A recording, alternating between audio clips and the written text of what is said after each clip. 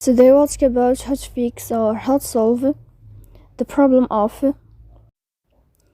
kicking you out on Shein. To know how to fix or how to solve kicking you out on Shein app, you should just go to settings.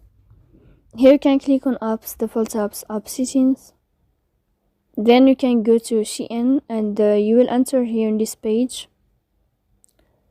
After that you can click on first stop and you can click OK. Here we'll enter to the window of storage. Then you can click clear cache.